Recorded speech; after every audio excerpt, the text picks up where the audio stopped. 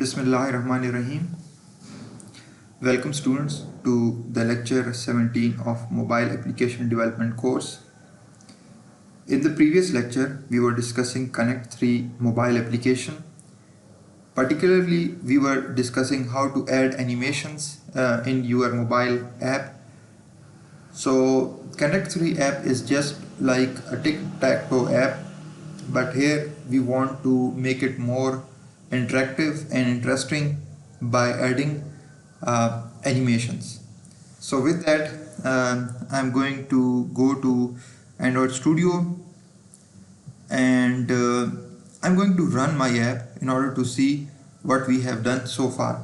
So in this app, we first completed our design.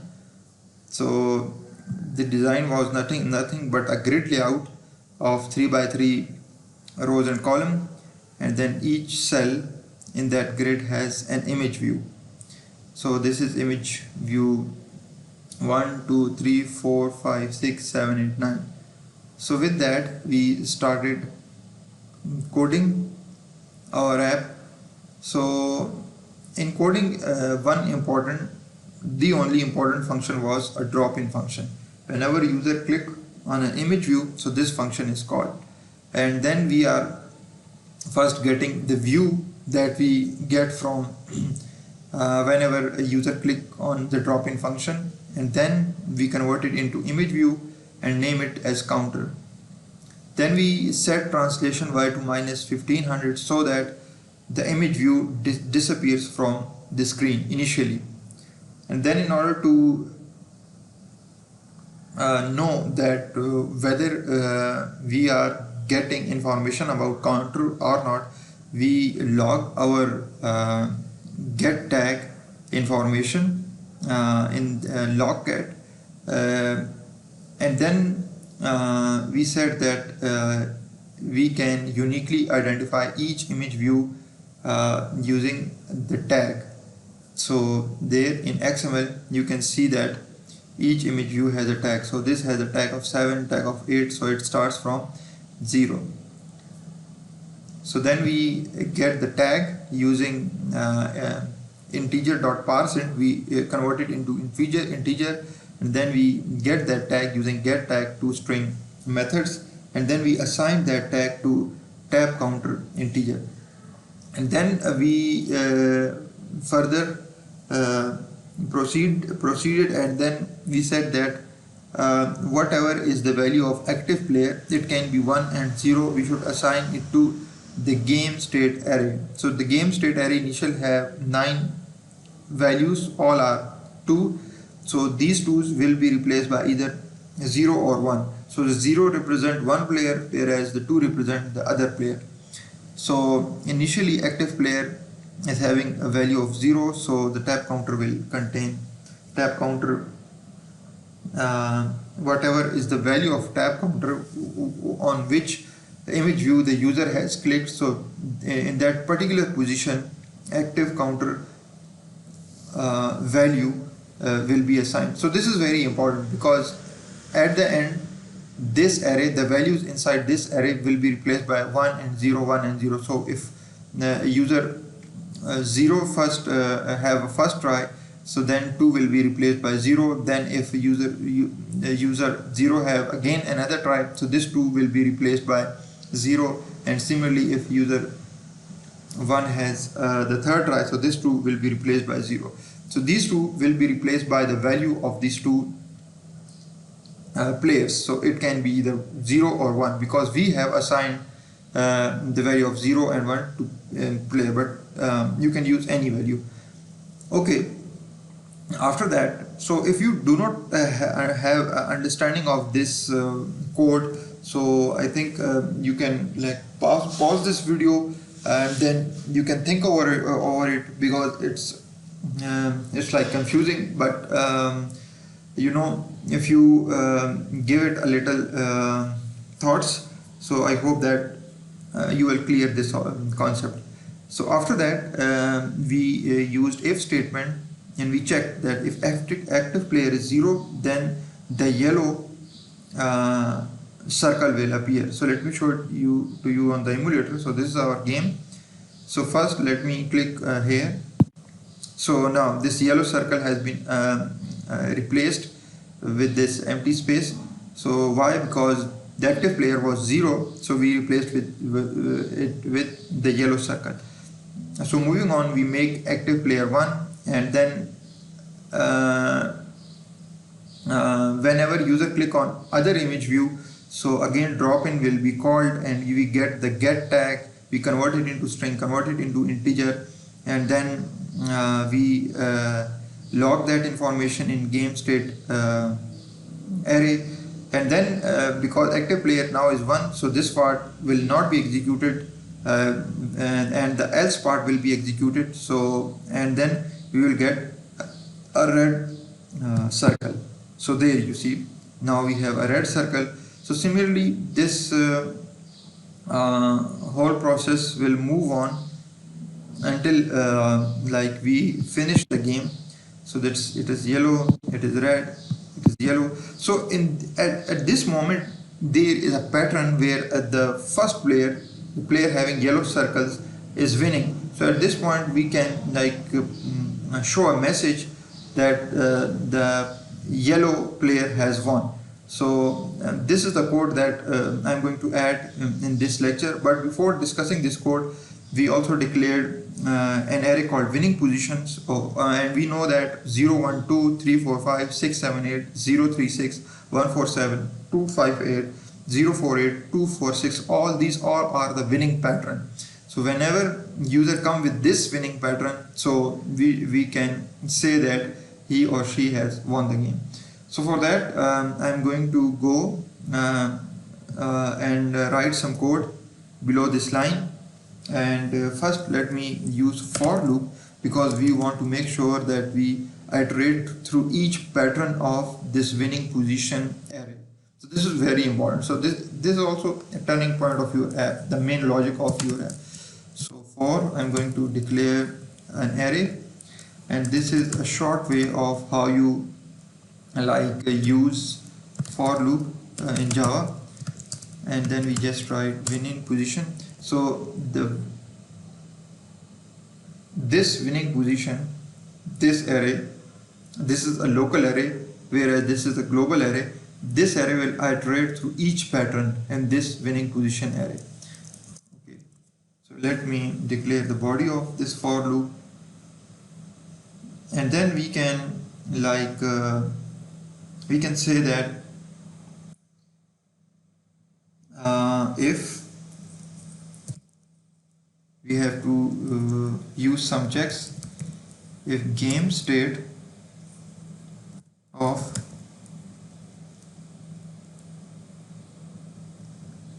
winning position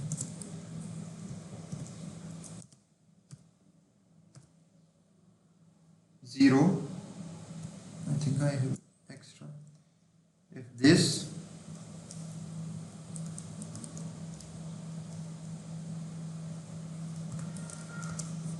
is equal to game state winning position 1,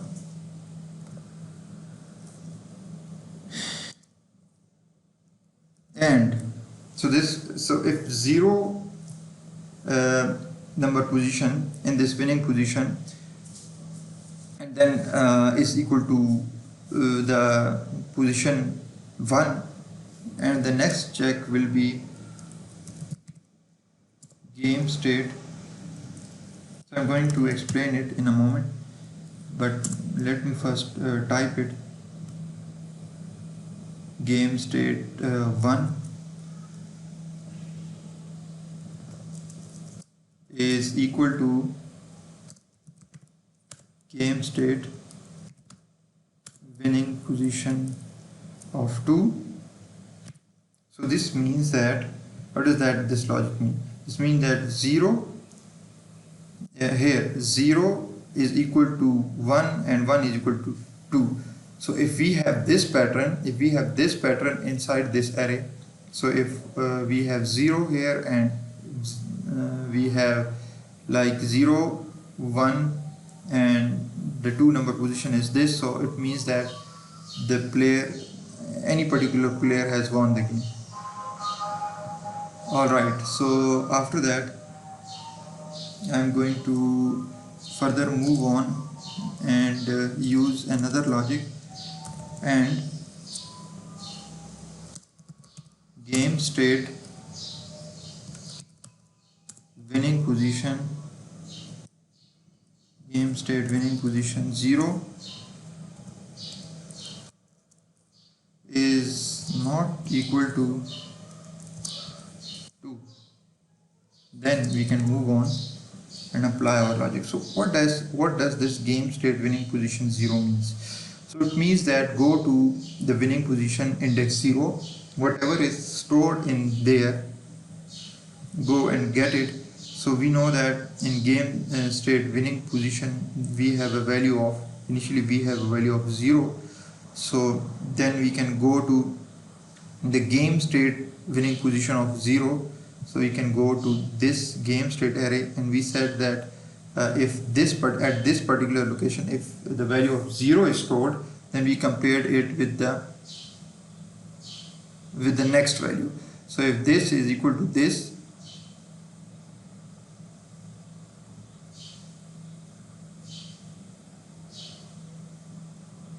and then if the 1 number position is equal to 2 number position, then we can say that someone has won. So here I'm going to write someone has won. Alright, so if you do not understand about this logic, I think you should pause this video for a moment, because this is the main logic of our app. And I'm going to show a toast message, pass in this as activity, and here I'm going to write someone has won. Okay, so at this moment I'm going to give it a try.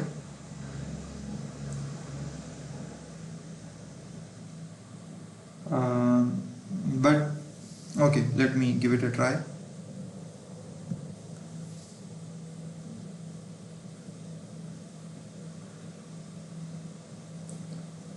Let me turn on my app. Alright, and then we can play this game. Okay, if this is yellow, red, yellow and yellow, so no, so it's yellow, it's red, and then it's yellow. So now yellow has won. So there you see a message, someone has won, because we are having a pattern where it shows that the yellow player has won. So okay, let us now add some more logic to our app, and that logic will be to, okay, so here I'm going to first declare a string variable winner, which is initially empty, but we are going to initialize it to the value, to a particular value depending on this if condition. So if active player is 1, so remember that now if active player is now 1, this means that the last time the yellow player has a try, and then we make active player as 1. So we should be careful not to interpret it as a red player, because in the last time we make this 1, we assign this 1 to the active player. So this is 1, it means that the last try belongs to the yellow player and the yellow player has won. So winner is yellow. Whereas in else part I can say the winner is red. So now we can what we can do, we can replace the winner with this, we can replace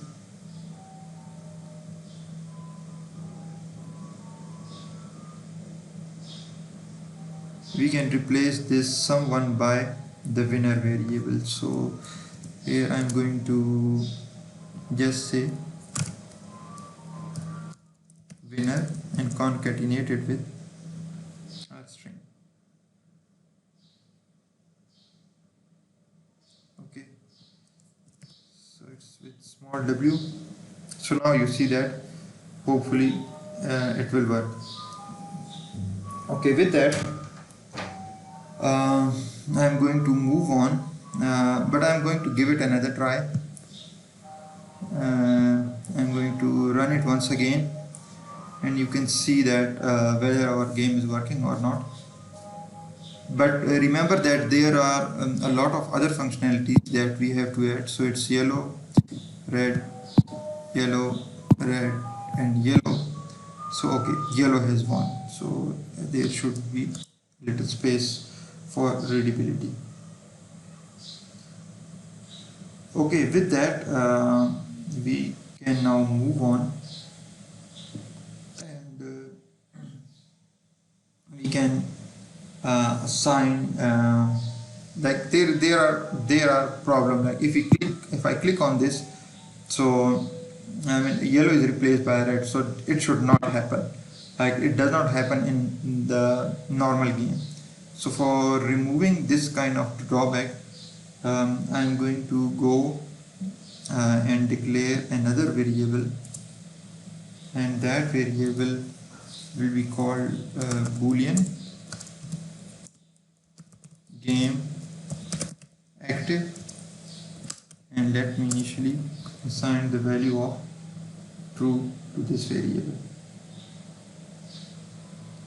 Alright, so with that I'm going to go to the drop-in method.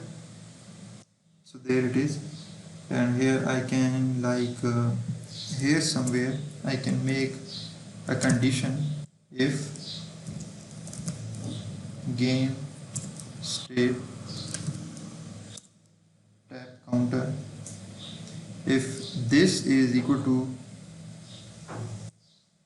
if this is equal to 2, it means that still we can we have some slots to fill in, and game state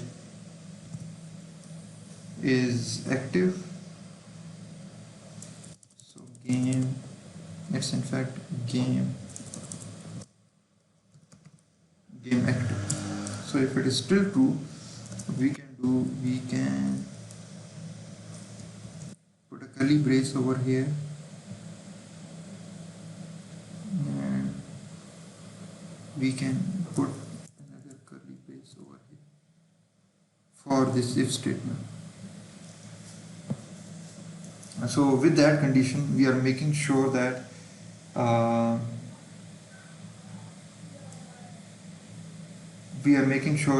we will not let the user to play when a particular user has won the game. We are not letting one user to play when another user have won the game.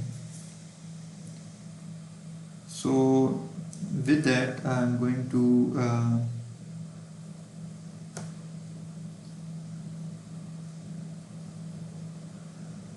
okay, there is one last thing.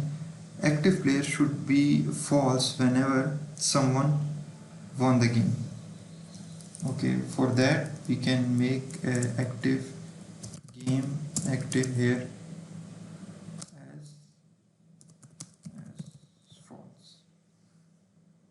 So I think this should do the trick. Let me run my app again.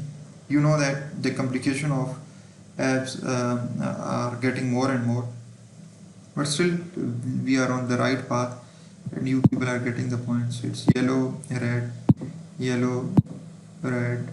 and yellow. So yellow has won the game. Now if I click here, you see that I cannot change this position. So a red has gone, but I cannot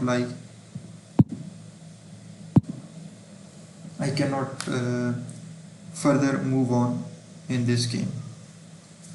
Okay, so let me see the time. So I think with that I should stop here, because in the next lecture I will be telling you how to restart this game and how to play this again. So for you, you should go and particularly interpret this array and the game state array, winning position array, why we use this game active and active player variables, and why we use this if statement if game state tap counter is equal to and game state active. So go and give it a thought, understand this logic, and after that inshallah in the next lecture I'll be telling you how to further improve this app. So till then, Allah Hafiz.